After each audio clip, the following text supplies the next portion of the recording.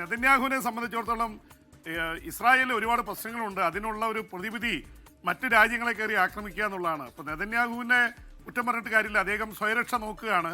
എന്തായാലും കാര്യങ്ങൾ ഒരു അല്പം ആശ്വാസം ഉണ്ടായിരിക്കുന്നു. കാരണം ഇസ്രായേൽ പ്രധാനമന്ത്രി ബെഞ്ചമിൻ നെതന്യാഹു അമേരിക്കയിലേക്ക് പെട്ടെന്ന് യാത്ര നടത്തിയത് യഥാർത്ഥത്തിൽ ഈ ട്രംപ് അധികാരത്തിൽ വന്ന ശേഷം 6ാമത്തെ തവണയാണ് ഇസ്രായേൽ പ്രധാനമന്ത്രി ബെഞ്ചമിൻ നെതന്യാഹു ട്രംപിനെ കാണാൻ ചെല്ലുന്നത്. ട്രംപ് ഏതാണ്ട് ഒരു പിതൃതുല്യനായിട്ടൊരാളായിട്ടാണ് ഇപ്പോൾ നെതന്യാഹു കാണുന്നത്. പക്ഷെ എല്ലാ കാര്യങ്ങളും ട്രംപിനോട് യോജിക്കുന്നില്ല.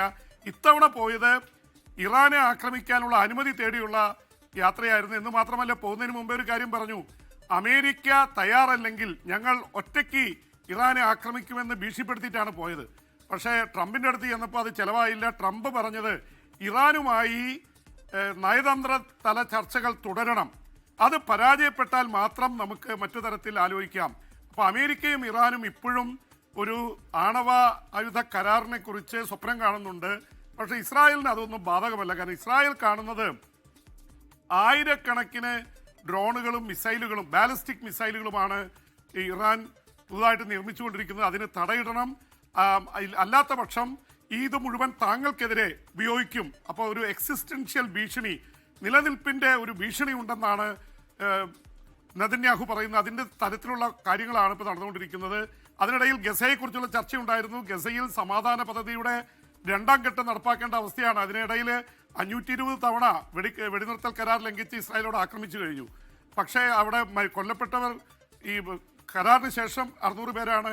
എന്ന് മാത്രമല്ല, ഇതുവരെ കൊല്ലപ്പെട്ടവരുടെ സംഖ്യ 70,000 കടന്നിരിക്കുന്നു. പാലസ്തീനികൾ കൊല്ലപ്പെട്ടത് ഒക്ടോബർ 7-ാം തീയതി 2023 ഹമാസ് കയറി ആക്രമിച്ചപ്പോൾ 1200 ഇസ്രായേലികളും കൊല്ലപ്പെട്ടിരുന്നു.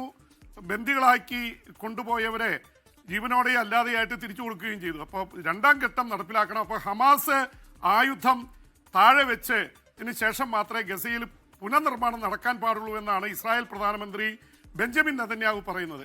അപ്പോൾ ഒരു തരത്തിലും അതിന് അനുകൂലമായിട്ട് ഇപ്പോൾ അമേരിക്കയ്ക്ക് ചെയ്യാൻ പറ്റില്ല. അവർ പുനർനിർമ്മാണം ഉടനെ വേണമെന്നാണ് പറയുന്നത്. എന്നാലും ഹമാസ് നിരായുധീകരിക്കണം എന്നുള്ള കാര്യത്തിൽ അവരൊക്കെ ഒറ്റക്കെട്ടാണ്. പക്ഷേ ഹമാസ് അതിന് തയ്യാറാവുന്നില്ല.